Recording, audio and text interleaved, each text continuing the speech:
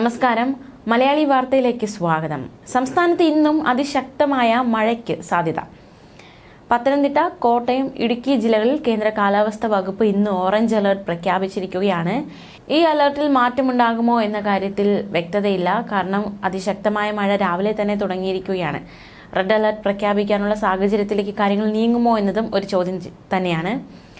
തിരുവനന്തപുരം, കൊല്ലം, ആലപ്പുഴ, എറണാകുളം, തൃശൂർ, പാലക്കാട് ജില്ലകളിൽ യെല്ലോ അലർട്ടാണ്. വടക്കൻ കേരളത്തിന് സമീപം രൂപപ്പെട്ട ന്യൂനമർദ്ദമാണ് ഇപ്പോഴുള്ള മഴയ്ക്ക് കാരണം. ബംഗാൾ ഉൾക്കടലിൽ ചുഴലിക്കാറ്റ് മുന്നറിയിപ്പ് നിലനിൽക്കുന്നുണ്ട്. ചിലയിടങ്ങളിൽ കുറഞ്ഞ സമയം കൊണ്ട് കൂടുതൽ മഴ കിട്ടാനാണ് സാധ്യതയെന്നാണ് മുന്നറിയിപ്പുകൾ. മലവെള്ളപ്പാച്ചിലും മിന്നൽ പ്രളയവും പ്രതീക്ഷിക്കുന്നതിനാൽ പൊതുജനങ്ങൾ ജാഗ്രത പാലിക്കണമെന്നും നിർദ്ദേശമുണ്ട്. സംസ്ഥാനത്ത് ഇന്നലെ പെയ്ത മഴയിൽ വ്യാപക നഷ്ടമുണ്ടായി. ആകെ ക്യാമ്പുകളിലായി 223 പേരെ മാറ്റിപ്പാർപ്പിച്ചു. കേരള തീരത്ത് മത്സ്യബന്ധനത്തിന് ഏർപ്പെടുത്തിയ വിലക്ക് ഇപ്പോഴും തുടരുന്നുണ്ട്. കേരളത്തിൽ ശക്തമായ മഴയ്ക്കും മിന്നൽ പ്രളയത്തിനും സാധ്യതയുണ്ടെന്നും ജനങ്ങൾ ജാഗ്രത പാലിക്കണമെന്നും മുഖ്യമന്ത്രിയും മുന്നറിയിപ്പ് നൽകിയിരിക്കുകയാണ്.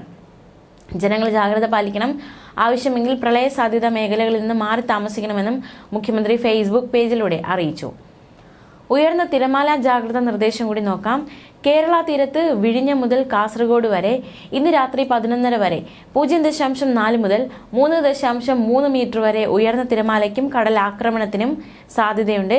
ആയതിന്റെ വേഗത സെക്കൻഡിൽ 16 സെന്റിമീറ്ററിനും 81 സെന്റിമീറ്ററിനും ഇടയിൽ മാറി വരുവാൻ സാധ്യതയുണ്ടെന്നും ദേശീയ സമുദ്രസ്ഥിതി പഠന ഗവേഷണ കേന്ദ്രം അറിയിച്ചു. തെക്കൻ തമിഴ്നാട് തീരത്ത് കുളച്ചൽ മുതൽ കിഴക്കര വരെ ഇന്ന് രാത്രി 11:30 വരെ 0.6 മുതൽ 4.0 മീറ്റർ വരെ ഉയർന്ന തിരമാലയ്ക്കും കടലാക്രമണത്തിനും സാധ്യതയുണ്ട്. ആയതിന്റെ വേഗത സെക്കൻഡിൽ 22 സെന്റിമീറ്ററിനും 83 സെന്റിമീറ്ററിനും ഇടയിൽ മാറി വരുവാൻ സാധ്യതയുണ്ടെന്നും ദേശീയ സമുദ്രസ്ഥിതി പഠന ഗവേഷണ കേന്ദ്രം അറിയിച്ചു. മത്സ്യത്തൊഴിലാളികളും തീരദേശവാസികളും ജാഗ്രത പാലിക്കണം. കടൽക്ഷോഭം രൂക്ഷമാകാൻ സാധ്യതയുണ്ട്. അപകട മേഖലയിൽ നിന്നും അധികൃതരുടെ നിർദ്ദേശാനുസരണം മാറി താമസിക്കണം. മത്സ്യബന്ധന യാനങ്ങളായ ബോട്ട്, വള്ളം മുതലായവ ഹാർബറിൽ സുരക്ഷിതമായി കെട്ടിയിട്ട് സൂക്ഷിക്കണം. വള്ളങ്ങൾ തമ്മിൽ സുരക്ഷിത അകലം പാലിക്കുന്നത് കൂട്ടിയിടിച്ചുള്ള അപകട സാധ്യത ഒഴിവാക്കാം. മത്സ്യബന്ധന ഉപകരണങ്ങളുടെ സുരക്ഷ ഉറപ്പാക്കണം. ബീച്ചിലേക്കുള്ള യാത്രകളും കടലിൽ ഇറങ്ങിയുള്ള വിനോദങ്ങളും പൂർണ്ണമായും ഒഴിവാക്കണം. ഈ മഴക്കാലത്ത് പ്രധാന റോഡുകളിൽ വെള്ളക്കെട്ടുണ്ടാകാൻ സാധ്യതയുണ്ട്. വാഹനങ്ങളിലെ കാഴ്ച മങ്ങാൻ സാധ്യതയുണ്ട്. ഗതാഗത കുരുക്കുണ്ടാകാൻ സാധ്യതയുണ്ട്. താഴ്ന്ന പ്രദേശങ്ങളിലും നദീതീരങ്ങളിലും വെള്ളക്കെട്ട്, വെള്ളപ്പൊക്കം എന്നിവയ്ക്ക് സാധ്യതയുണ്ട്. മരങ്ങൾ കടപുഴകി വീണാൽ വൈദ്യുതി തടസ്സം, അതുപോലെ തന്നെ അപകടം എന്നിവയിലേക്ക് നയിച്ചേക്കും. വീടുകൾക്കും കുടിലുകൾക്കും ഭാഗിക കേടുപാടുകൾ ഉണ്ടാകാൻ സാധ്യതയുണ്ട്. ഉരുൾപൊട്ടലിനും മണ്ണിടിച്ചിലിനും സാധ്യതയുണ്ട്.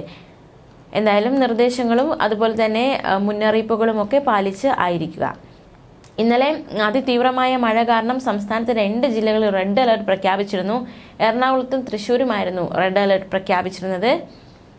ന്യൂസ് ഡെസ്ക്, മലയാളി വാർത്ത.